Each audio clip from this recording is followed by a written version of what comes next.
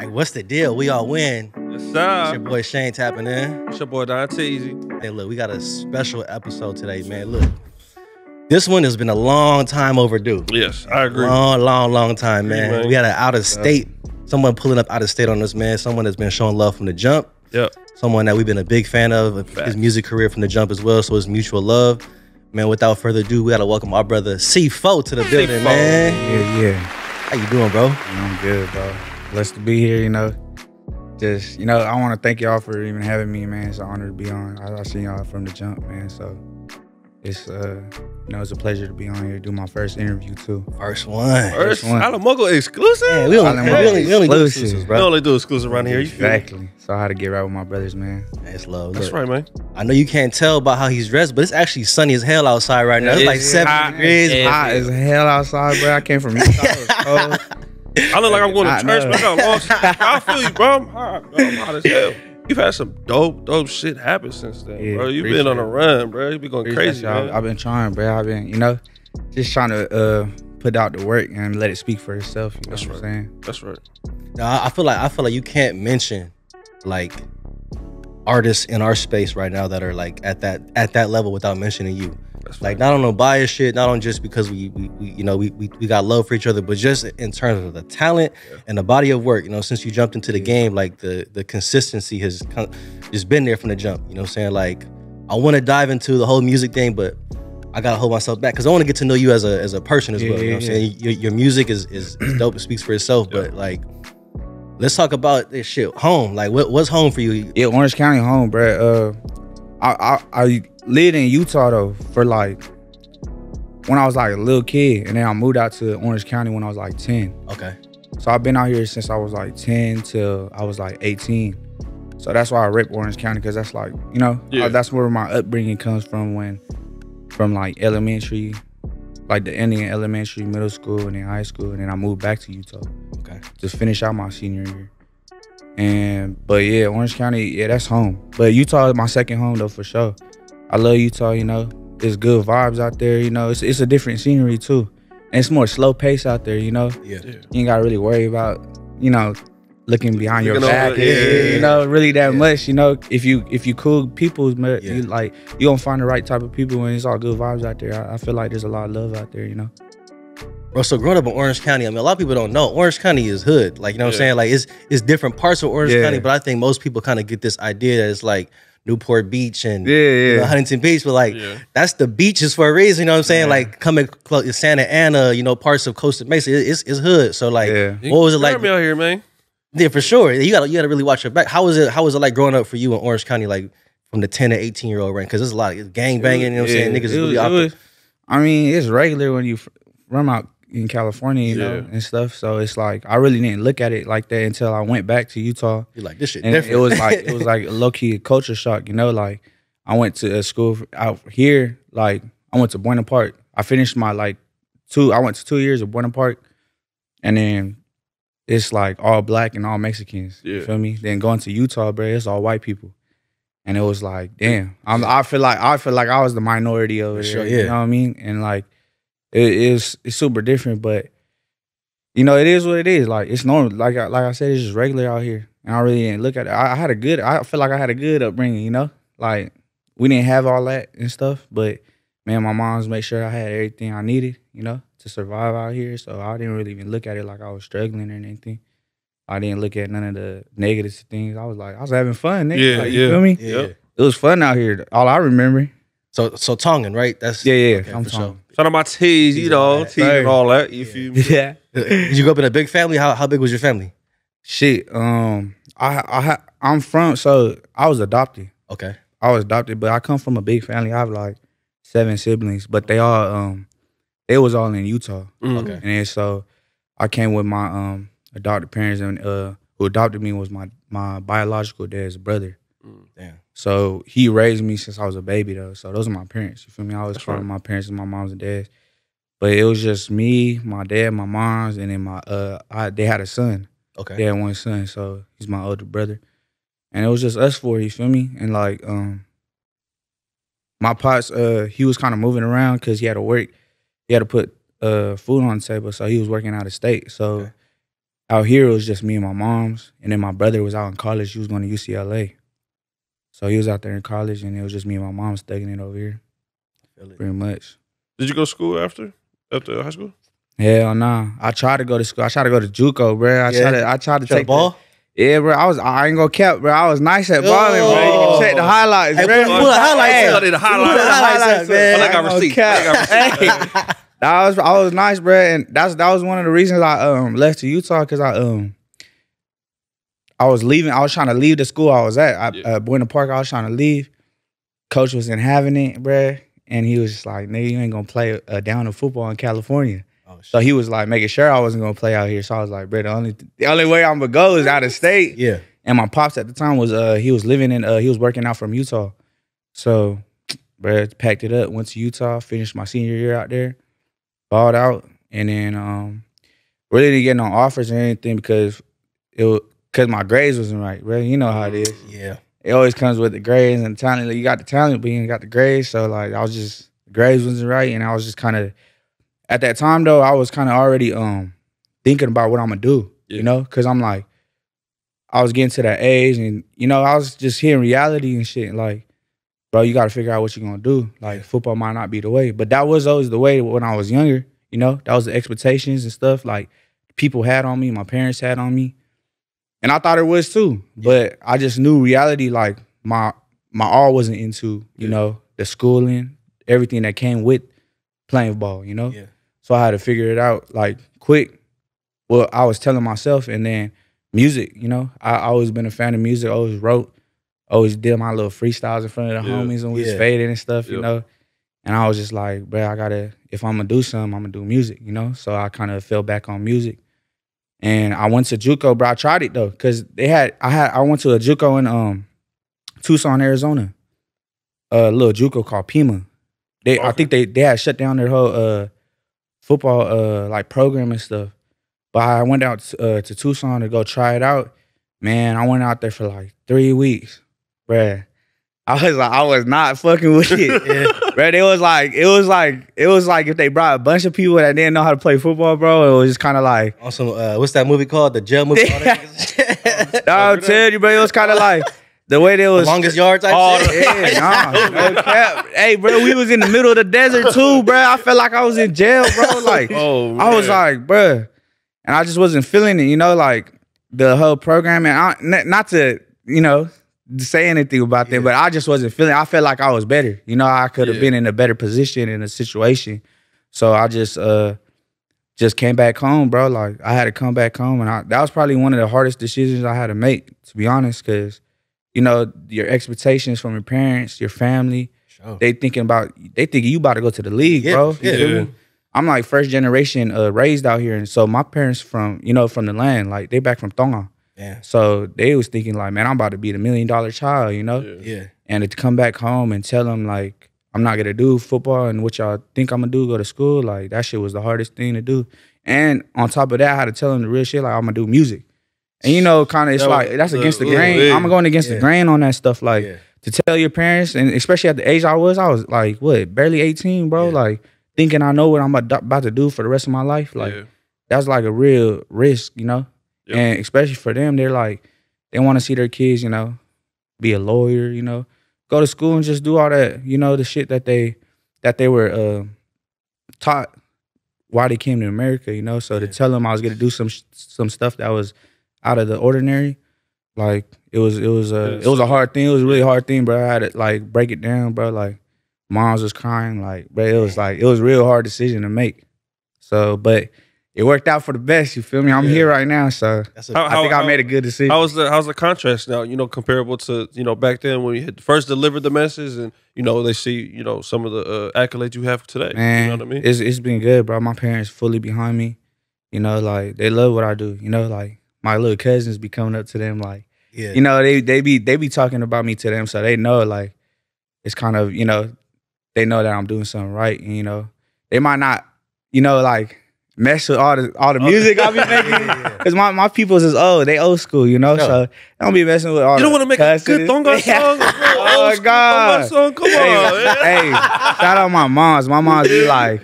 she's like, yeah, your cousin make reggae music and like you want to hop on a like church song with. I'm like, come on, bro. Nah, but shout out my moms, bro. And let me ask you this on the topic of sports. I don't think we ever asked this before, but who's on your Mount Rushmore of polyathletes? Damn. Polyathletes? Mount Rushmore. Who's up there? Palomalu. You got Palomalu. Okay, that's a good one. Valid as hell. How many we speaking? Like 5. 5? I think Rushmore's 5. Yeah. Nata, because you know the Ravens. Okay. Go Ravens, man. Hufanga, because he be putting the T's on the map. Yeah, my T's, man. Yeah. Who else? That's 3. You gotta do Tua. Tua you gotta do Tua. Tua balling. And who else, bro? Who else nice, bro? Am I missing somebody? You got Ceefoe. You got the Charger gang, Junior Ceefoe. You feel me? Nah, he nice. Nah, he nice. You feel me? Yeah, I'd probably say Ceefoe. Shout out to all the polyathletes out there, you feel me? So, shout out to all the polyathletes. I want to shout out one polyathlete in particular, man. This one that y'all probably never heard of. His name is Wally Rank. He was the first Pacific Islander to make it to the NBA. He got drafted by the San Diego. At the time, it was the San Diego Clippers. The Clippers, yeah. San Diego Clippers. You know what I mean? I'm always by my day. You know what I'm saying? Yeah, I think he did like 3 years in the league, but either way, man, he made it to the league. He made it to the league, bro. So shout out to Wally Rank, man. Big time. Oh, that's Wally Rank right there with the afro, bro, right there. Appreciate you, Solomon. You see that? That was a cool little track. I like that. I'm gonna have to get that jersey. That's the only San Diego thing I will wear, bro. He said that's the only San Diego. If y'all didn't know, I got a tattoo. I got a tattoo right here. Shout out my Dago family. You know what it is. Nah, but like, okay, so look, we talked about the upbringing, but when did you know, like, obviously you took that risk on music, you know what I'm saying? You made that, you bet on yourself, but when did you have that moment where you're like, oh, this shit, like you starting to see the payoff, like the dividends come back off that risk? Because you started with, when did you first start making music? What was your first official song they put out? Bro, I don't even remember the year, but I think it was like just a little over a year after high school. So I graduated in like 2016. So it had to be somewhere around like 17.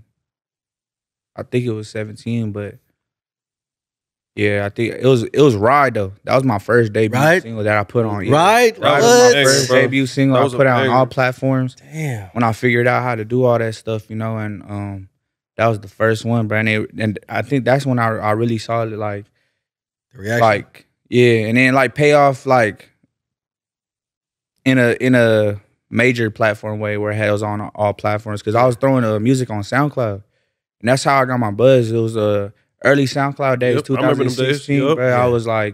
I was still in high school when I was making music. I was making music out the closet, bro, like on GarageBand on my laptop, just recording myself. I had got some cheap mic, some little cheap filters and stuff, and just try to do what I had and stuff. So I just recorded in the closet whenever I just, was bored, just kicking in and stuff. Yeah.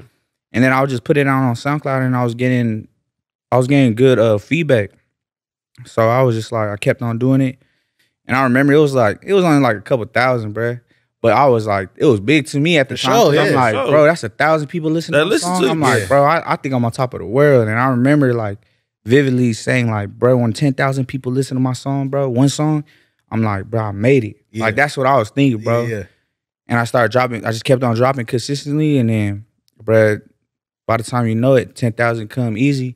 And I'm already looking at the next number, I'm like, damn, I want 50K. Yeah. 50K come easy. Like, now I get 100K. And once 100K, bro, I'm like, and it was on SoundCloud too. I wasn't even getting no money off of it or nothing. Like, I wasn't getting booked for shows or anything. But after that 100K hit on a SoundCloud, it was on a song called Be Mine on the Mariah Carey beat. Banger. That shit went off. And then, like, after that 100K, bro, I was like, it's up. Like, I'm gonna really do this stuff. And I didn't get nothing back from it, but I already knew in my head, I was like, bro, 100K people listen to that song, like just that song, bro, I'm going to keep on doing it. Bro, I could take this to however, wherever my mind takes it to. So, yeah, that's really what I think I saw that at like very early stage, but I don't think a lot of people caught on until, probably like Rod and stuff. And then I got a lot of good feedback on Rod, and ever since then, it's been good, Rise, that music video you did with the car wash? At the car wash. Yeah, that's I ain't gonna hold you. That video. Hey, crazy story, bro. How I got that car wash, bro. I had told one of the homies, I'm like, hey, act like my manager, bro.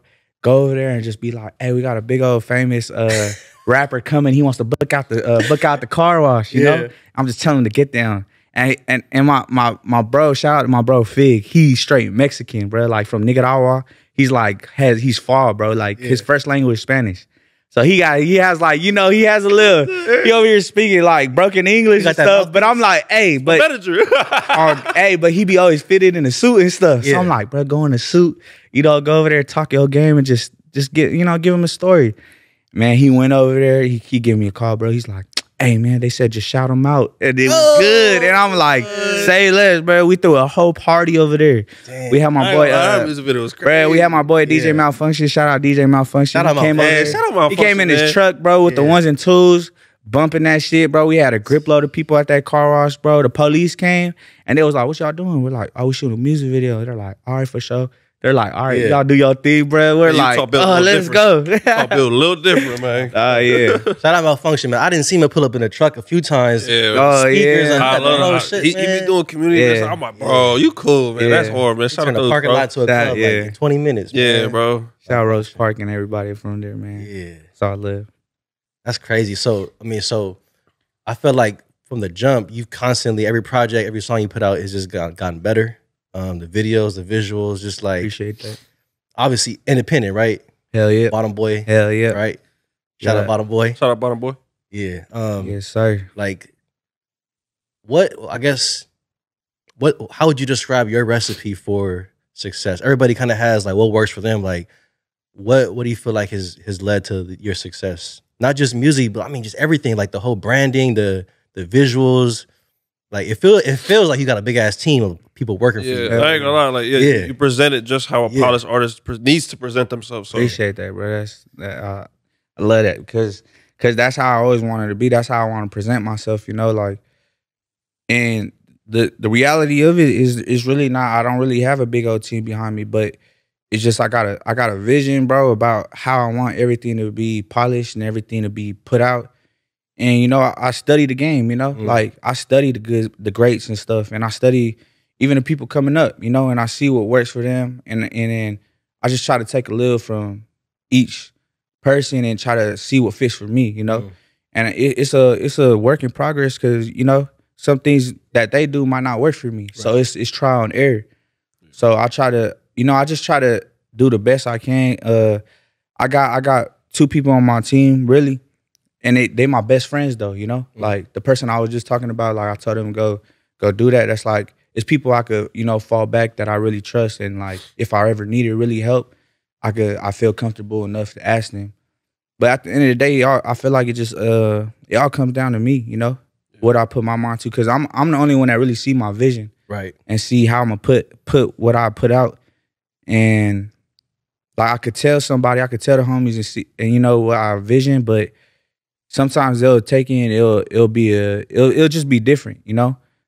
But at the end of the day, I try to take feedback from the homies and stuff and then mesh it all in and then just put it out and then put it out the best way I think I can. And I think, you know, the recipe for success, bro, is just keep going. Like I said, trial and error, bro. Like, and that's why I don't really be on social media like that or, you know, this is my first interview, bro. Like this is a real intimate moment. Yeah, for myself and my career and to let people know who I am and just be more and, you know, in touch with the fans and stuff. But yeah, like it's just trial and error, bro. It's cliche, you know? Yeah. But you just gotta keep going, just don't give up and just see what works for you, really. Speaking on like trial and error, you know, our team, we've definitely gone through, you know, some things where you know, we be at the top of things. Sometimes we be at the bottom of things. You feel me? Yeah. Like it's there's been some hard times. There's been some great times. Hell yeah. My question for you is like, what has been your hardest battle you've had to deal with like since starting your career, bro? I think the first one was just starting off what I told y'all about, just, you know, going back to my parents and just trying to tell them what I'm about to do. And then the second thing really is just kind of like I said, like, I don't really got a big team behind me. So sometimes it kind of, it's kind of hard to motivate yourself every day to try to go get it, Yeah. when there's not people around you telling you, go do this, you got to do this and stuff. Like, we should be doing this.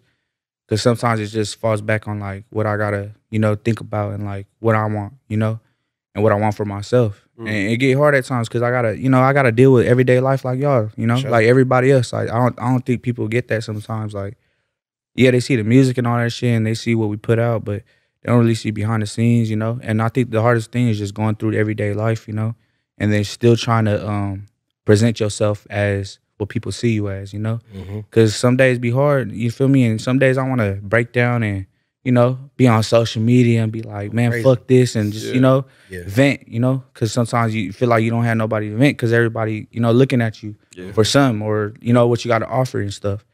But man, you just go through everyday life like everybody else, and I think that's just the hardest thing, you got to go through, really. That's right, man. On that note, I know just following you and staying tapped in with you, I know that you had lost someone close to you. Yeah. Was it about a year ago or around that about, time? Yeah, about like a year and a half ago. It was my bro. It was RP my bro Sasso, got a tattoo on my arm, my hand. Yeah. But yeah, that was when I had moved out here to California when I was really young.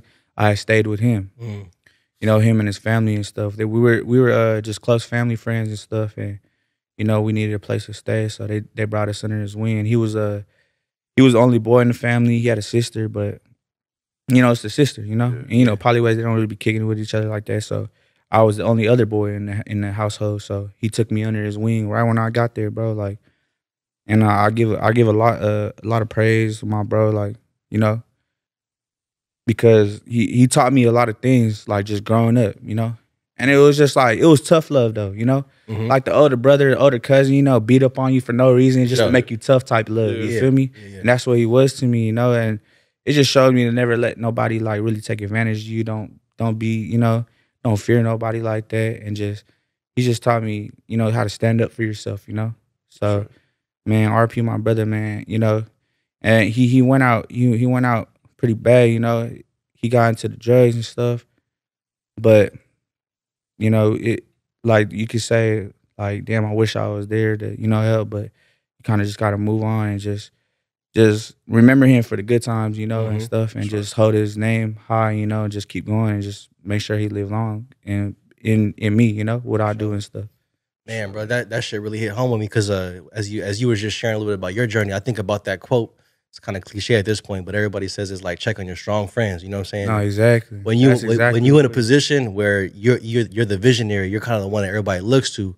You feel like at times when shit's going left and right, you can't really show that. You can't show it. You know what I'm saying? Because everybody's looking to you. Like if you fall, everybody gonna fall too. So how do you kind of like deal with that as someone who's kind of like leading the ship, kind of keeping things afloat? How do you manage to find peace and to find strength to keep going, to keep evolving, to keep putting out music? You know what I'm saying? Like, what is it inside of you that keeps you going?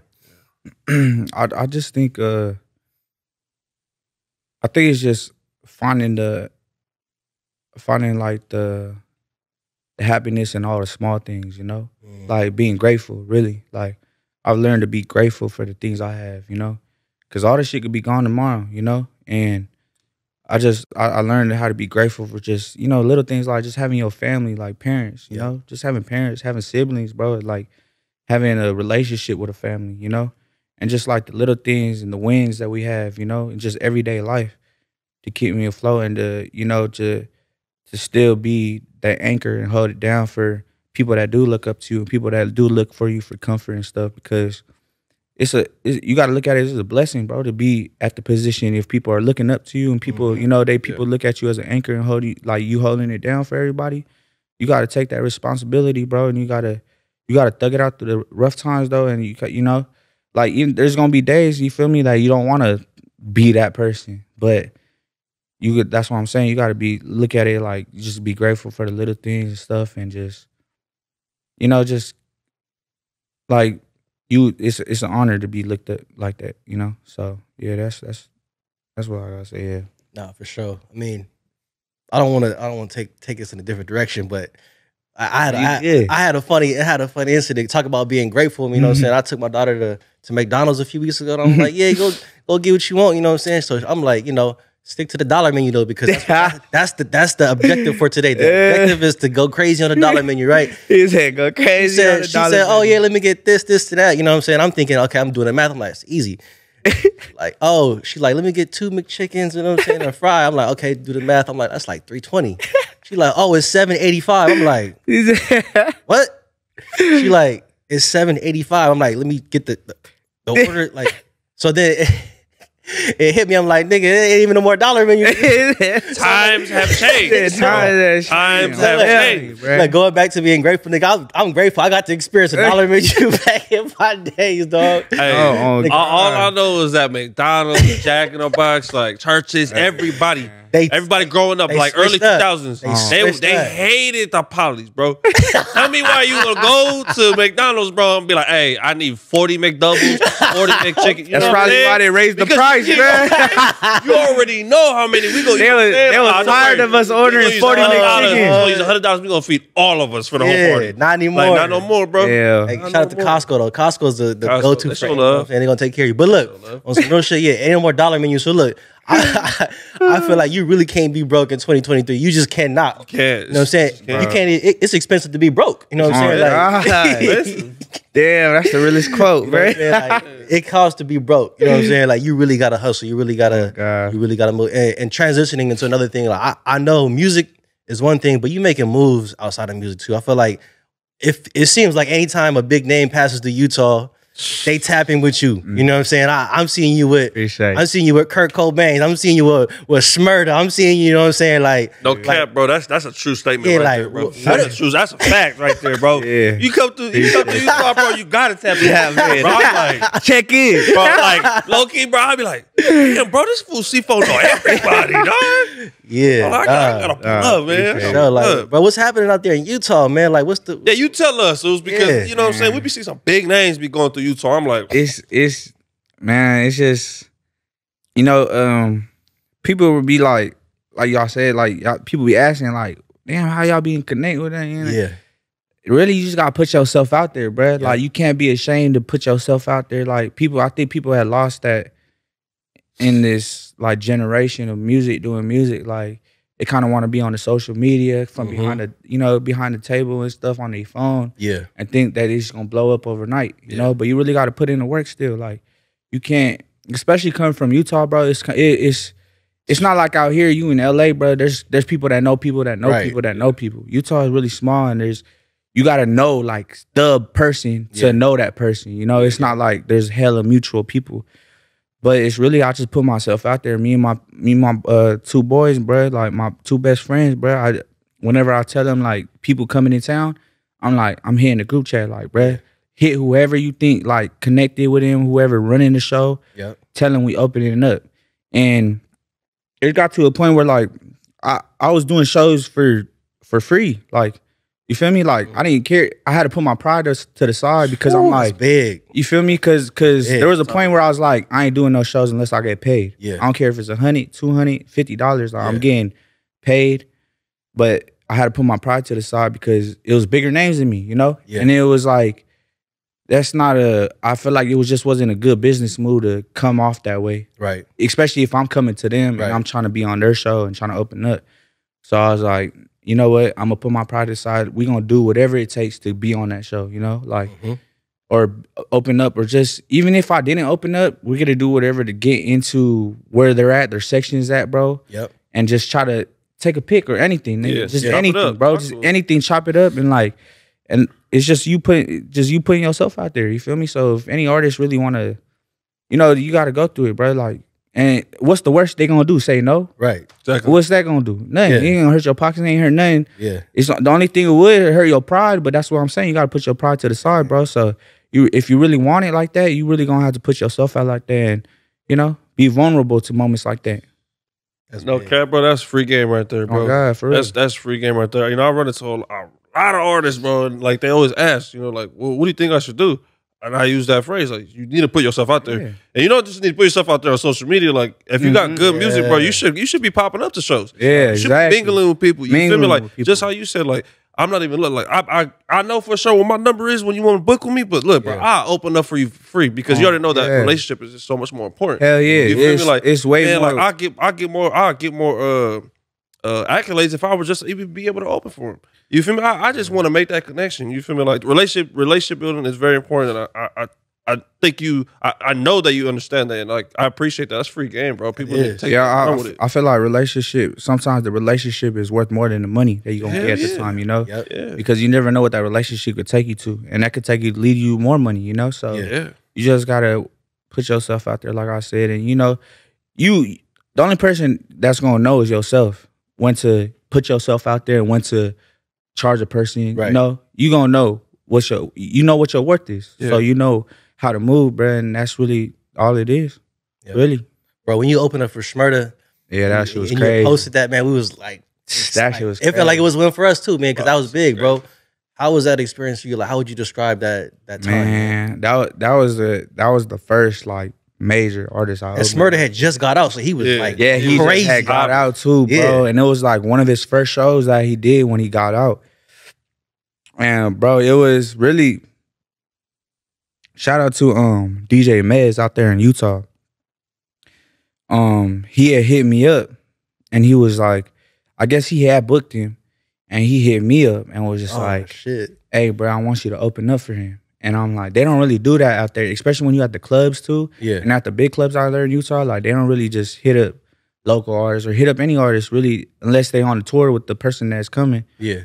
So he had hit me up and he's been a real one because he's been messing with my stuff since the beginning, you know, since I started off, and he's always just showed love, and like that moment right there really showed me like it was real genuine love because he didn't have to do that, you know, he didn't have to reach out to me and just and the thing is too, and I got paid for that show too, like like he offered to pay me, like we was talking numbers and stuff. I didn't get paid a lot, but he still, you know, he compensated with me with pay and a table at the club. And I had all my peoples with me too. And it was just, and it was no hiccups or nothing. It was no like, so shout out DJ Mez. He's a real one. Like, he's a DJ out in Utah. He be fucking it up in the scene out there. But yeah, he hit me up and that whole experience, bro, was just crazy, bro. Like, I had got and go in the back room and stuff, take a flick with him, talk to him. Tight, man. You feel me? He was real humble guy. Like he was over here like complimenting my pants and stuff. Like, where you get your shit from? I'm like, nigga, these ain't mirrors, nothing. You know what I mean? Like, he just got from the corner store, bro. Like, but he was a real one, bro. Like, and he was cool. And that whole experience was just crazy because it was my first like big club show. So it was just like, and the club shows be crazy, man. Yeah. Cause it'd be packed, bro. Like it'd be hella packed, and I was just, man, it was low key a blur because I was faded, but bro, I had my moms over there because it was such a big moment for me. You know, I'm like, bro, and I had to bring my moms to the club. My mom's in my section, bro, and on top of the section, I'm shouting out my mom, and you know, in the middle of the club, bro, just going up, and you know, I got real good feedback on the show and stuff. People were saying like, damn, they didn't even know who I was. They're like, the opening act was better than the person that came and stuff. Not to say anything about Bobby, but it was like, you know, but that's what you want to. That's what you kind of you want to show out. You know, when you go up on those type of stages, bro, you want to give it your all and like leave a person to say that about you, bro. You know, if one person leave out that place and they a fan, nigga, I won. You know.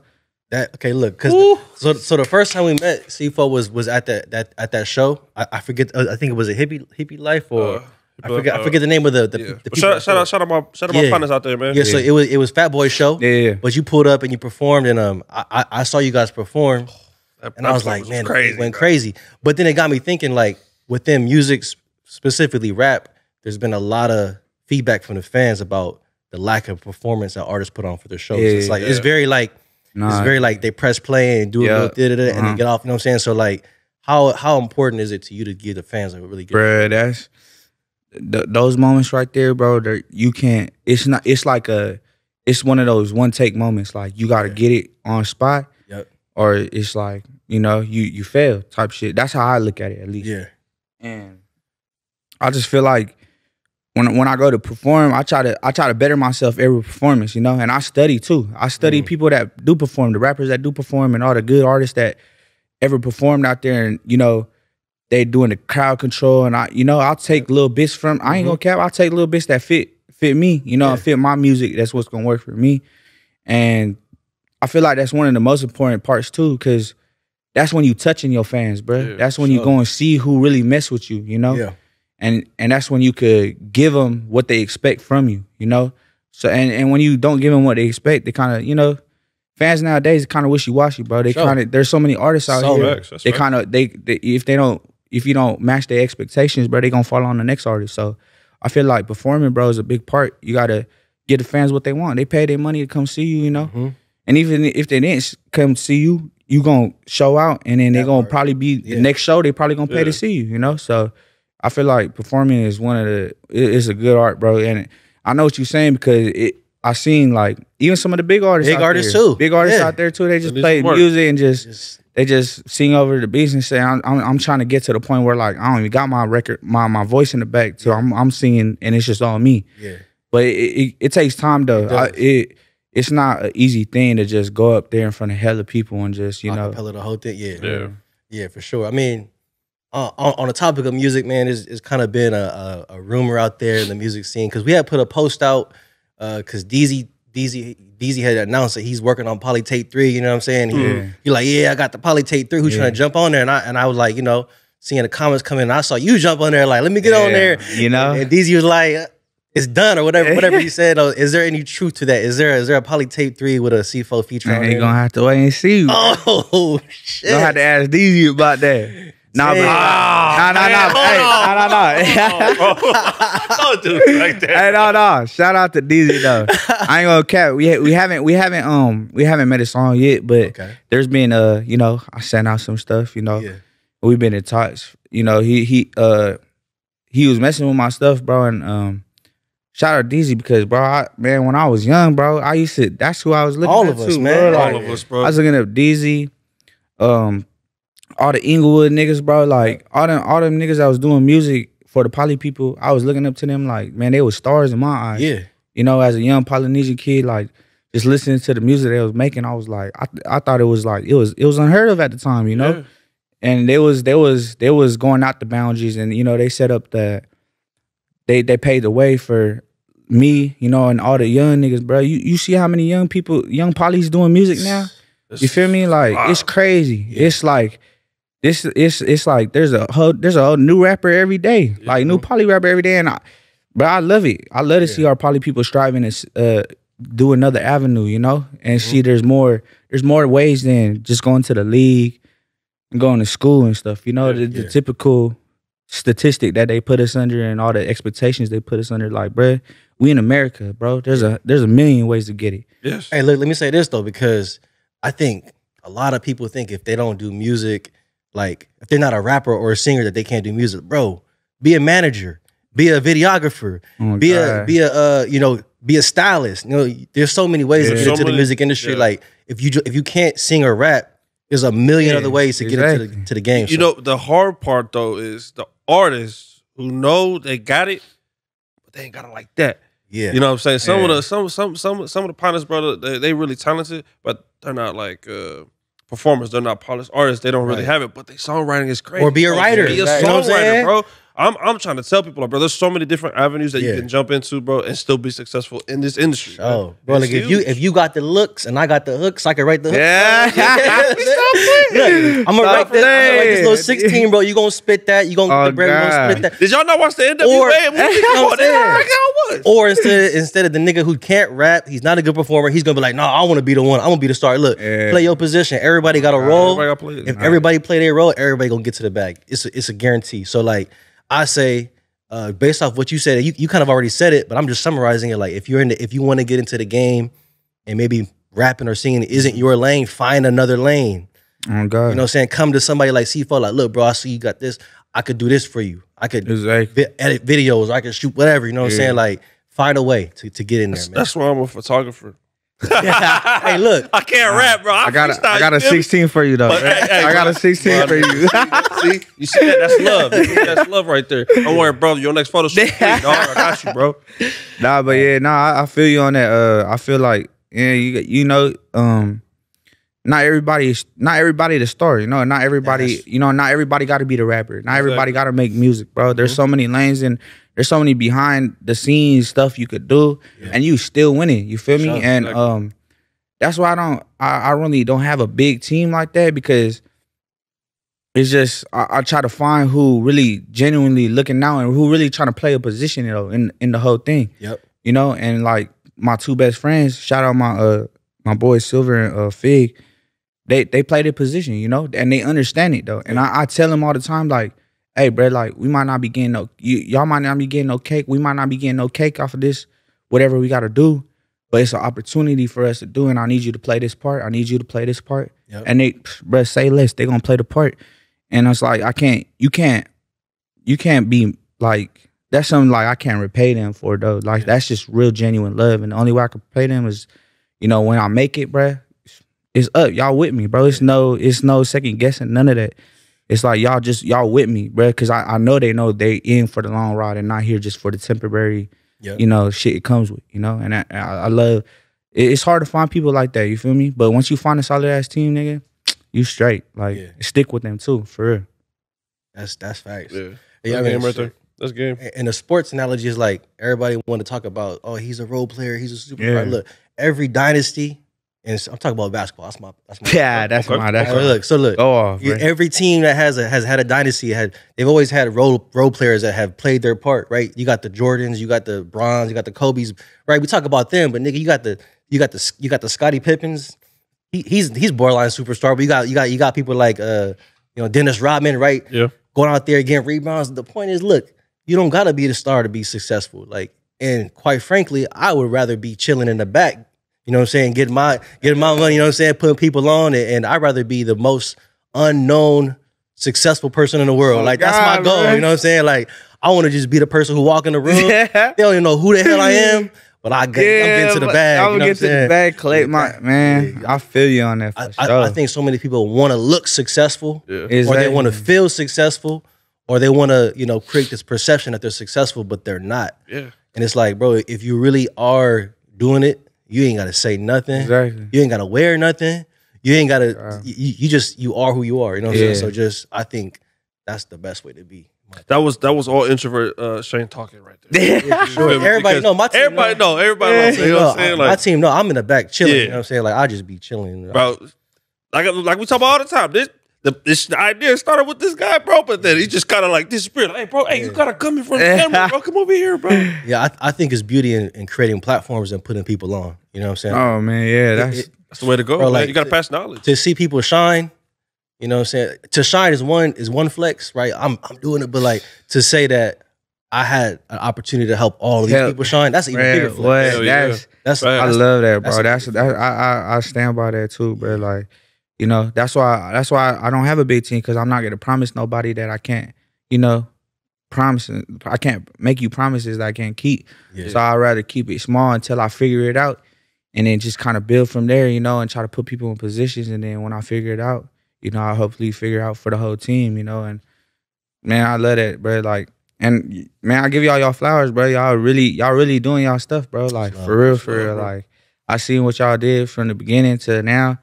And bro, like y'all damn near one of the biggest platforms out right now, you know, and that's crazy, bro. From where you guys started, it wasn't not a long time ago, a year bro. And some change, man. A year and some change, bro, and that's big, bro. And you know, people come and go, but y'all been out here thugging it, sticking to it, bro. Y'all sticking to what y'all believe, bro. And I'm fully behind y'all, bro. And it's like I said, it's an honor to be here, do my first interview, and just be up here with y'all. Look, before you get out of here, man, I got to ask you, who would be an artist that you want to do a dream feature with, man? Somebody that you've been eyeing to work with, or somebody that you want to kind of speak that into existence? Who's somebody that you would love to do a collab with? Damn. It could be in the culture or out the culture. Anybody, but anybody, bro. He about to say like a country artist. He's Oregon Wallet, bro. You never know. I fuck with the country. You know what I'm saying? I fuck with my country. Come on now. Nah, but man, my dream artist, bro, like dream is, I gotta give it a Weezy, bro. Lil Wayne, bro, Tunchi. That's really when I was young. That's who I looked up to, and I was like, oh yeah, him. Like, he he really that guy that just full out just artist, had the star power, had everything, you know, the whole package. And he was like, at that time there wasn't a lot of big rap stars, you know. Yeah, sure. And like especially at that level, so that's my dream. That's my dream one. And probably went in the culture, probably like Fiji, bro. Okay. I want to get on, you know, mix it up a little bit. No, for sure. Get in with a, you know, legendary reggae artist and just, you know, anybody on like Fiji caliber and all that stuff. Like it'll be a blessing to work with him, you know. Hell yeah. Shout out to Fiji, man. We got to get Fiji on here. ASAP, man. You got to get Fiji. He's a hard man to catch. Uncle, you can be on the show. You know? You can, come on. Yeah. Nah, we got a lot of love for Fiji, but man, just for you, bro, like from the jump, like I said, I want to reiterate it, man. You've been showing love to us from the jump. Yeah, man. Likewise, bro. Y'all too. Hey, man, you know, I got this like little thing in the back of my head right now, bro. I really want to know. What you about to say, bro? Nothing crazy, bro. It's about music, you feel me? I want to know, like, what you got coming up, bro. Yeah. Because low-key, I'm going to say this. I heard a song this past weekend. Oh, you yeah. on it, nigga. I was like, that's gas. I ain't going to, you know what I'm saying? I ain't going to tell you who's on it or whatever. But, like, what do we have to look forward to, man? You got some shit popping off? What's in the vault, man? I got an album on the way, bro. Ooh. November 19th. Okay. My birthday, bro. So Okay. I don't know when y'all dropping this, but hopefully it's before then. And you know, it's called Never on Time. It's exclusive. The first time I ever even said when I'm dropping my album, but it's done now. It's fully done. Everything done. So 11/19, you know, Never on Time. hell yeah. And I got a single coming out. What's it? Next Sunday? Wasn't it 22nd? That's Next Sunday? That's next Sunday. Yeah. That's Next Sunday. Me and Stone Deuce. Whoa! Single, bro. I wasn't expecting My that first one. single off the album, bro. So That's an exclusive. yeah, it's all exclusive around here, man. Island Mugger get the best. You feel? Yeah. Oh, yeah. You working. Yeah. You see, like, that's the type of shit, you know, like, you know, you're talking about, like, you're not really on the socials like that. Yeah, You feel me? But that's you've right. been working. That's Yeah. all that matters. You Yeah. know what I'm saying? Now he's sitting here today and it's all coming to fruition. Yeah. Bro, that's hard, bro. Keep on moving, bro. Keep on moving forward. Appreciate y'all for having me, for real, love. man. It's love, for real. More wins to come, man. Hell yeah. All of that. Look, one last thing, I want to just give a big shout out to our sis, Kosa, man. She just dropped her book, Dear Me. Yes. Man, Yeah. it's a masterpiece, man. Just some stuff that'll get you through life, Oh, some cop stuff that'll that. inspire you. You know what I'm saying? She's an author. She's a writer, Bro. man. Samoan descent Yeah. author. Yeah. Hell yeah. That's mind blowing to Go me. get that. Go get Feel me? that. Go get that, man. Go read that. Just You drop feel me? that, Go man. buy that. Go do And all while you that. at it, tap in, hit the subscribe button, man. Follow Island Mogul. You know Follow what it is. Ceefoe. Sir. Get that project coming out next month, baby. Yes, Tap in sir. for that single, man. I'm ready for that single. That's what Hell it's yeah. gonna do. Ooh, yeah, let's get it, baby. We all win. Out of here, baby. Yes, sir. Yeah. Appreciate y'all, boy. You know it's a goal.